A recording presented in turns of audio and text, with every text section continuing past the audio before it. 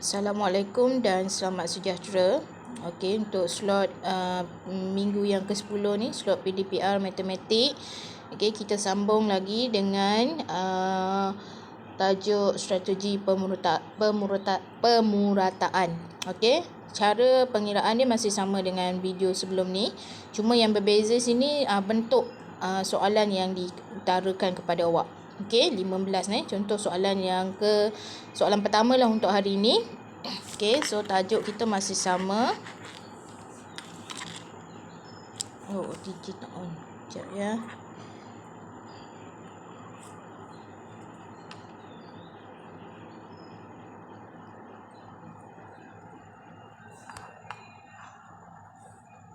Okey, so tajuk kita hari ni masih tajuk strategi pemurataan.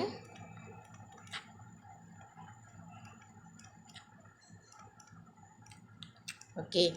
So sebelum ni kalau kita tengok soalan dia bagi dalam bentuk jadual kan. Okey, so hari ni pula dia bagi dalam bentuk masih dalam jadual tapi ada dua kes. Okey. Pelabur kes yang pertama, berikut ialah dua orang pelabur yang melabur dengan cara yang berbeza.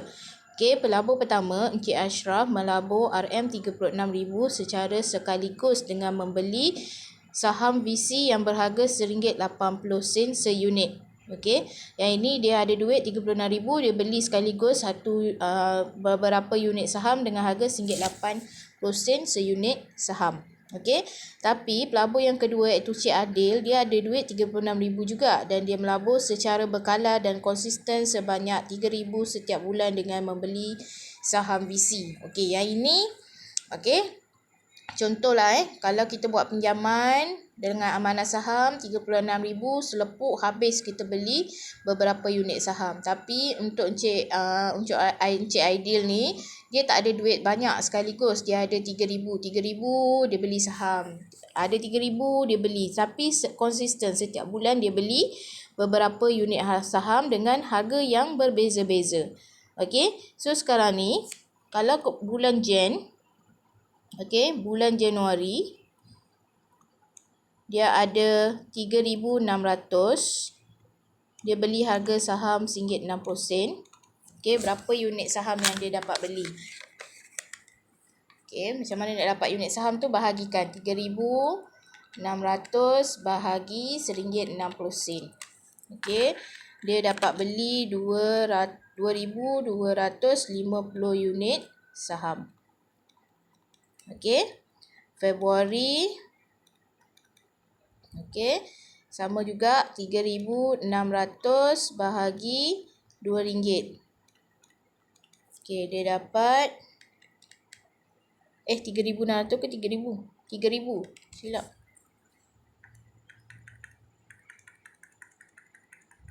Dia beli setiap bulan dia gunakan duit dia sebanyak RM3,000 untuk beli saham.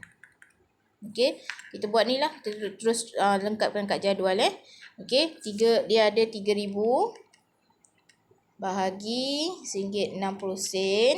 So, berapa saham dia dapat? Sini dia dapat 1875.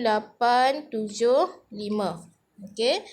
Lepas tu 3,600 lagi 3,000 bahagi RM2. Dia dapat 1,500. Okey, yang ini pun 1,500. Bulan April 3,000 bahagi RM1.80. Dia dapat 1,667. Okey, kita bundarkan. Lepas tu 3,000 bahagi RM1.2. 2,500. Okey, yang ini 1,500. 1,500. RM1.8 1667. RM1.8 1667. RM6 1875 dan RM2 RM1,500. Okey, so berapa jumlah unit saham yang Cik Aidil dapat beli dalam masa setahun? Faham Encik Aidil? Okey, So tambahkan semualah. 1875 tambah 1500 tambah 1500 tambah 1667 tambah 2500 tambah 1500. Okey, tambah 1500, 2500, 1500, 1500 tambah 1667 tambah lagi 1667 tambah 1875 tambah 1500. 1, 2, 3, 4, 5, 6, 7, 8, 9, 10, 11. Bulan Disember ada kat tepi ni tau. Tak nampak. Harga untuk bulan Disember RM1.50. Okey, ni bulan Disember. Harga dia RM1.50. So kita dapat beli RM1.50, kita dapat beli. Ada tak RM1.50 sini? Oh, tak ada. So 3,000 bahagi RM1.50 sama dengan RM2,000. Okey, sama dengan RM2,000. Ni untuk bulan Disember jadual dia saya scan tu tak termasuk pula dalam tak perasan. Okey, tambah RM2,000. So berapa jumlah dia? Tambah guna kalkulator. 1875 tambah 1500 tambah 1500 tambah 1667 tambah 2500 tambah 1500 tambah 1500 tambah 1667 tambah 1667 tambah 1875 tambah 1500 tambah 2000. Okey, berapa unit saham dia dapat beli? 20,751. So harga seunit saham, okey, kos purata Encik Aidil adalah, ini strategi pemerotaan. Kos puratanya adalah, duit dia tadi ada 36,000, jumlah pelaburan dia selama 12 bulan, bahagikan dengan 20,751. Berapa harga seunit saham yang dibeli oleh Encik Aidil? Okey, 1 RM RM1.73. Bundarkan. Okey, 2 tempat perpuluhan, lepas 3, 4, 4. Okey, jadi 173. Okey, so mana lagi menguntungkan? Okey, jadual di atas menunjukkan harga saham yang dibeli oleh Encik Aidil dan mengikut bulan. Hitung kos purata seluruh unit saham yang dimiliki oleh Encik Aidil. Okey, RM1.73. Hitung jumlah saham yang dimiliki oleh Encik Aidil dan Encik Ashraf. Okey, Encik Aidil ada 2,750. Okey, so Encik Ashraf berapa jumlah saham dia? 3,000. Encik Aidil sama dengan, kita dah kira tadi, 20,751. Encik Ashraf, okey, macam mana nak dapat? Kita bahagikan 36,000 bahagi dengan RM1.80. Okey, dia berapa unit saham yang Encik Ashraf ada? 36,000 bahagi RM1.80 sama dengan 20,000. Okey, 20,000. So jumlah saham yang dimiliki oleh Encik Aidil dan Encik Ashraf sama juga 20,751 tambah dengan 20,000 sama dengan 40,751. Saya tak muat ruang ni awak ni. Okey, macam tu. Next, soalan yang seterusnya.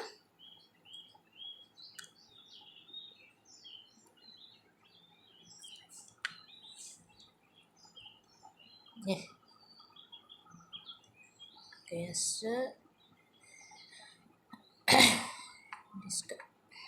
Okey, soalan yang seterusnya. Pelabur manakah yang buat pelaburan yang bijak? Nyatakan alasan anda. Okey. Siapa yang paling bijak? Encik Aidil. Kenapa saya kata Encik Aidil? Okey. Encik Aidil. Alasan? Kerana jumlah unit saham Encik Aidil lebih tinggi dari Encik Ashraf dengan nilai pelaburan yang sama. Encik Aidil dengan Encik Ashraf ada RM 36,000, tapi Encik Aidil dapat beli saham yang lebih banyak berbanding dengan Encik Ashraf. So, pelabur yang bijak adalah Encik Aidil.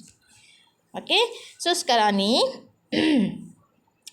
soalan yang kedua ni, cikgu nak cuba suruh awak selesaikan sendiri untuk uji awak sama ada awak dapat tak menguasai tahap 4 tu. Okey, dengan modal sebanyak 500,000, tentukan pelaburan manakah paling sesuai dipilih. Pelaburan 1, 2 unit apartmen diceras yang bernilai 250,000 setiap satu dan menerima sewa sebanyak RM900 sebulan bagi setiap rumah. Okey. Disimpan dalam simpanan tetap dengan kaedah faedah 4% setahun. Dilabur dalam saham AMB dengan harga belian RM2.50 setiap share.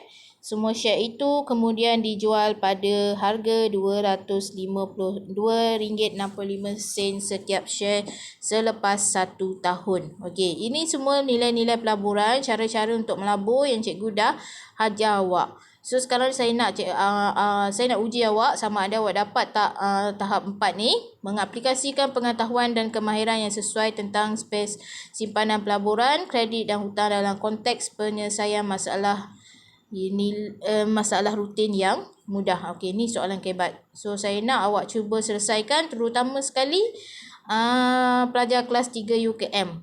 Okey, pelajar kelas 3 UPM, awak kena juga usaha untuk dapat selesaikan masalah ni berdasarkan soalan-soalan latihan yang kita pernah buat. Okey, so saya bagi jawapan akhir je untuk setiap pengiraan tu. Sekejap saya tengok ada jawapan akhir tak.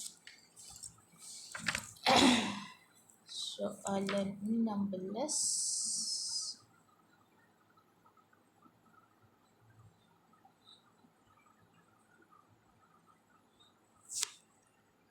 Peratus, okay, kita cari dia punya peratus keuntungan dia. Okey, yang ini 4.32% dia punya peratus keuntungan dia. 4% peratus keuntungan dia, dan ini 6% ataupun nilai pelaburan dia, nilai pulangan pelaburan dia. So awak boleh bandingkan nilai pelaburan, macam mana nak dapatkan jumlah nilai pelaburan ni. 4.32% dengan 4%, 6% ni. Okey. So tengok balik contoh nilai pulangan pelaburan, return of investment, untuk selesaikan soalan ni. Okey. So setakat hari ni sekian saja untuk hari ni. Kita habis dengan tajuk strategi pemurataan. Okey. Assalamualaikum dan selamat sejahtera.